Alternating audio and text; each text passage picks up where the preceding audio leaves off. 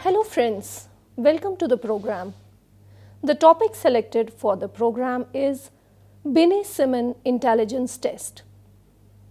The objectives set for the lecture are to understand various types of intelligence tests, to understand the Simon-Binet test of intelligence, to know how to administer Simon-Binet test of intelligence, and to calculate IQ from the same.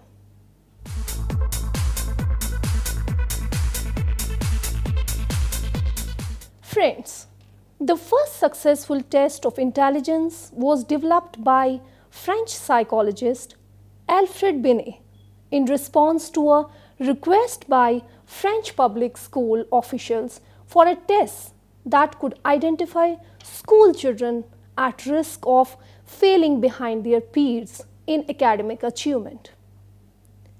The result was the Binet Intelligence Test, named after Alfred Binet and Theodore Simon.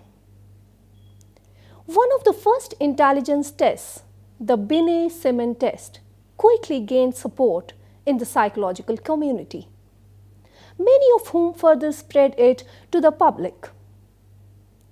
Lewis M. Terman, a psychologist at Stanford University, was one of the first to create a version of the test for the people in the United States, naming the localized version the Stanford Binet Intelligence Scale. Terman used the test not only to identify children with learning difficulties, but also to find children and adults who had above average level of intelligence. In creating his version, Terman also tested additional methods for his Stanford version, publishing his first official version as The Measurement of Intelligence, an explanation of and a complete guide for the use of Stanford revision and extension of the Binet Intelligence Scale. Alfred Binet and Theodore Simon believed intelligence to be a learned entity. Binet and Simon state, quote, "It seems to us that in intelligence there is a fundamental faculty, the alteration or the lack of which is of the utmost importance for practical life. This faculty is judgment, otherwise called good sense, practical sense, initiative, the faculty of adapting oneself to the circumstances. A person may be a moron or an imbecile if he is lacking in judgment. But with good judgment, he can never be either. Indeed, the rest of the intellectual faculties seem of little importance in comparison with judgment." Unquote. The Binet test and its successors measure intelligence by assessing intellectual skills and knowledge. They assume that the individual has had the opportunity to learn these skills and knowledge. If the person had the opportunity to learn them and did not, then this is assumed to reflect a deficit in intelligence. On the other hand, if the person has not had the exposure needed to learn these things, the failure to demonstrate knowledge of them says nothing about the person's intelligence. Dear students, let us now see the purpose of the scale. The Stanford Binet Intelligence Scale was originally developed to help place children in an appropriate educational setting. This test was formed in order to measure intelligence of children in accordance with their age.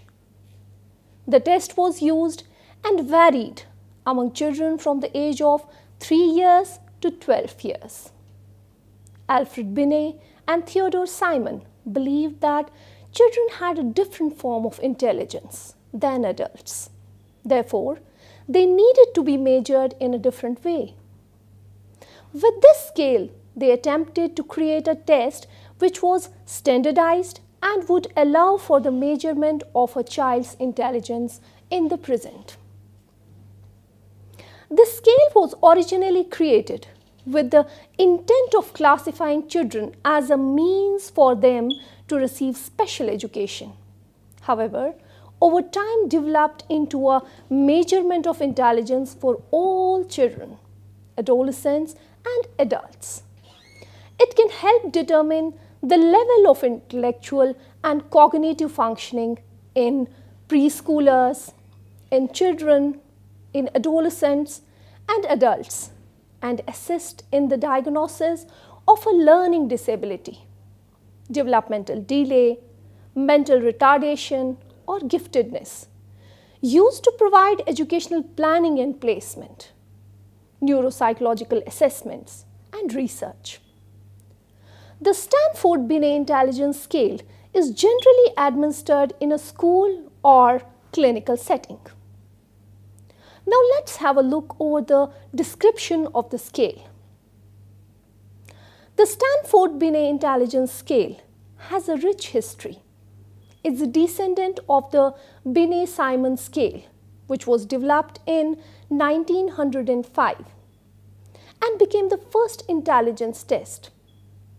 The Stanford Binet Intelligence Scale was developed in 1916 and was revised in 1937, 1960 and 1986. The present edition was published in 2003.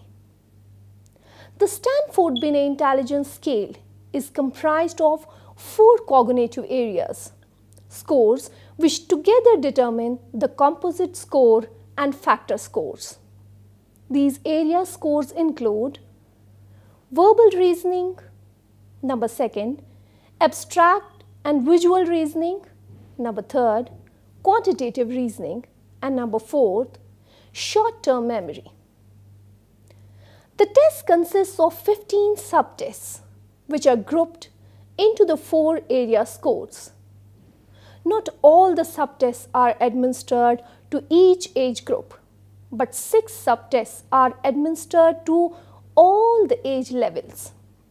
These subtests are number 1, vocabulary, number 2, comprehension, number 3, pattern analysis, number 4, quantitative, number 5, beat memory, and number 6, memory for sentences.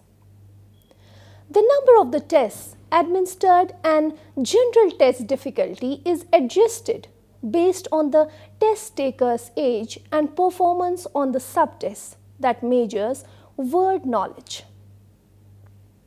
The subtest measuring word knowledge is given to all the test takers and is the first subtest administered. The following is a review of the specific cognitive abilities that the 4 area scores measure. Number 1, the verbal reasoning area score measures verbal knowledge and understanding obtained from the school and home learning environment and reflects the ability to apply verbal skills to new situations. For example, of subtests comprising this factor measures skills which include word knowledge, social judgment and awareness, ability to isolate the inappropriate feature in visual material, and social intelligence, and the ability to differentiate essentials from non-essential details. Number 2, the abstract visual reasoning area score examines the ability to interpret and perform mathematic operations, the ability to visualize patterns, visual motor skills, and problem-solving skills through the use of reasoning. An example of a subtest which determines the abstract visual reasoning score is a timed test that involves tasks such as completing a basic puzzle and replicating black and white cube designs. Number third, the quantitative reasoning area score measures numerical reasoning, concentration, and knowledge and application of numerical concepts. The quantitative reasoning area is combined with abstract visual reasoning area score to create an abstract visual reasoning factor score. Number 4, the short-term memory score measures concentration skills, short-term memory, and sequencing skills.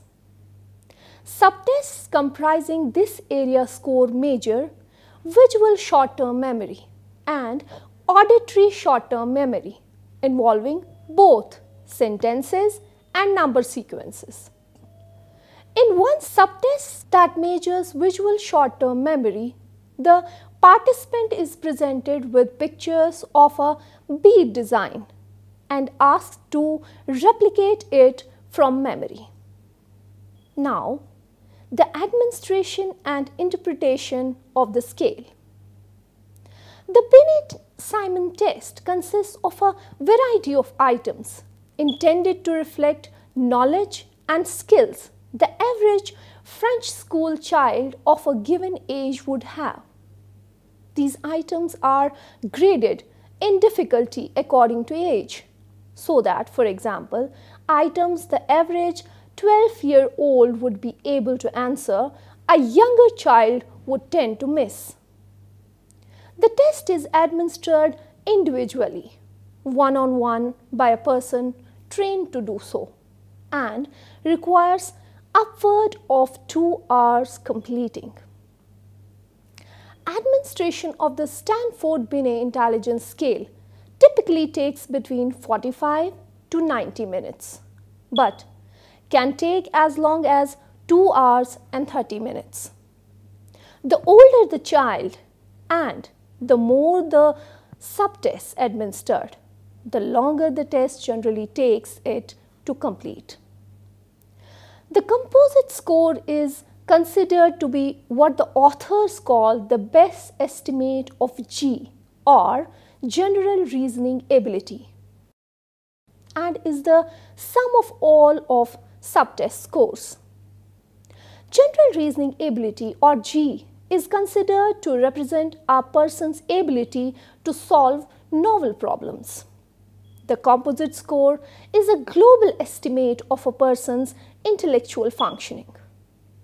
The scoring of the test procedure, a number called the child's mental age. The mental age reflects the level at which the child performed on the test.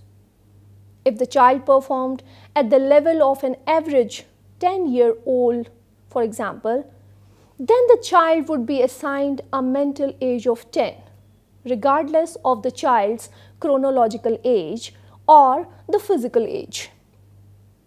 One compares the child's mental age to his or her chronological age. If the mental age is the same as the chronological age, then the child is average. If the mental age is higher than the chronological age, then the child is mentally advanced, or what we call as gifted. If the mental age is lower than the chronological age, then the child is mentally retarded or behind his or her peers in the intellectual development. So, dear friends, we may conclude that the first successful test of intelligence was developed by French psychologist Alfred Binet, called the Binet-Simon intelligence test. Alfred Binet and Theodore Simon believed intelligence to be a learned entity. The Stanford Binet intelligence scale is a descendant of the Binet-Simon scale, which was developed in 1905. That's all about Simon Binet's intelligence test. I hope you understood the content and enjoyed the program. Thanks for watching.